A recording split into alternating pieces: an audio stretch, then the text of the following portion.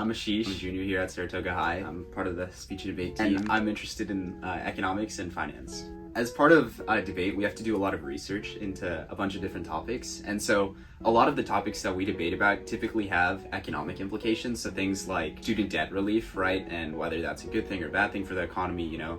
And so as a result, I was sort of exposed to a lot of literature about economics, right, because we have to read all these different papers, and my sort of interest in economics sort of like took off from there. A lot of really interesting facets about the economy and how complex it is, how government policy can shape it. And so as a result, you know, in my free time, even when I wasn't doing research for debate, I often found myself sort of gravitating towards these topics. You know, there's definitely careers in this area, so why not give it a shot? Sort of. I have an older cousin who's currently studying economics, but back when he was, you know, still in high school and I'd see him more, he was also a debater like me, so he sort of understood where my interest was coming from, and he definitely, I think, did a lot and pointed me in the right direction. The crux of debate is analysis, right?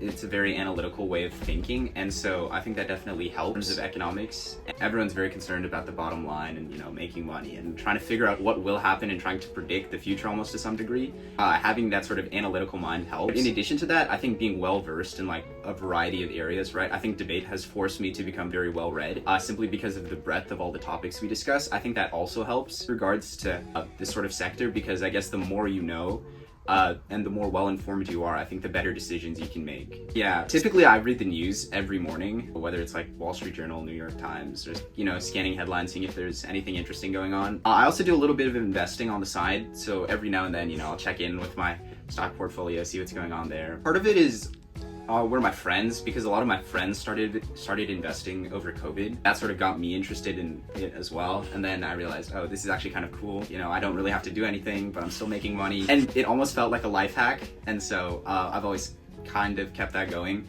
Obviously, as like school sort of like, you know, ramped up in high school, I've been trading less and less, but it's still pretty fun. I see the green line. I think determination, grit, right, tenacity, all these sort of like big investment bankers work extremely long hours, sometimes to like the point where it's like not healthy. But I think that's because they're like obsessed with their craft, right? And trying to do it to the best extent they possibly can. I think sleep should be priority number one. I think it's like a prerequisite to everything else, right? I think your physical and mental health should be the two most important things. And if you're doing anything that doesn't like help you in that regards, I don't think you should be doing it. What that means is that also you need to protect like 8 hours of sleep. Like that is something you have to do every single day. So I'm not a fan of all-nighters. I don't believe in like staying up an extra hour and like sacrificing your sleep really like yields anything beneficial in the long term. You should do things that make you happy, right? Obviously, I think some amount of peer pressure is kind of inevitable, but you should try to resist that as much as possible and sort of find your own path and do what,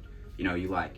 I think you have to try everything. I think really that's the only way, because if you don't try, you're never gonna know, right? It's sort of like that quote, like you miss 100% of the shots you don't take, right? Similarly, I think that if you don't try to find out what you might like, if you don't try a variety of things, then you're never gonna know. And I also think the regret of like, oh darn it, maybe I should have, you know, done mock trial or model UN in high school, maybe I would have liked it and I would have become president or whatever. I think that regret is a really terrible feeling, and so I think in order to avoid that feeling, you should put yourself out there and just try as much as you can. But also, like, you know, while maintaining your physical and mental health, right? If I were to go back, I think I should have spent more time with my friends. And I think I also should have been a little bit more social and like, you know, said hi to people more. Pay for an entry-level economist, it's not very good compared to like, you know, tech jobs. And also the hours are pretty bad if you want to go into investment banking too. And the culture is not great either. But if it's rewarding enough, you know, I think that'll ultimately pay off in the long term. A little less intense, but, you know, still can be just as rewarding in terms of economics. So I think finding those sort of niche. Freshman biology, I think, kind of turned me away from medicine. Like at first, you know, I was like, oh, I could be a doctor. That sounds cool. But then I realized I do not understand what the mitochondria really does. Powerhouse of the cell, but you know what the mitochondria does? Also for coding, yes, I understand its importance, but personally, I was never a fan of just sitting in front of a computer and like typing away hundreds of lines of code. So, yeah, I think the most successful people are the people who do what they love.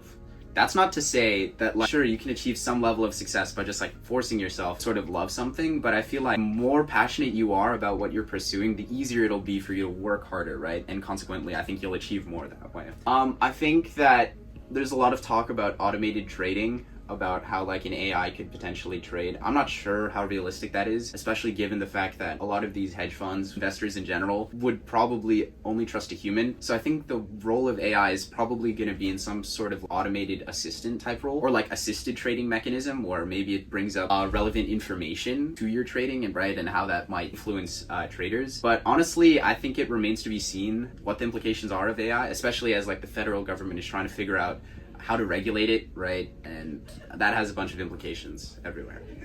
I think the value of hard work is often underrated, and sometimes you just have to trust the process.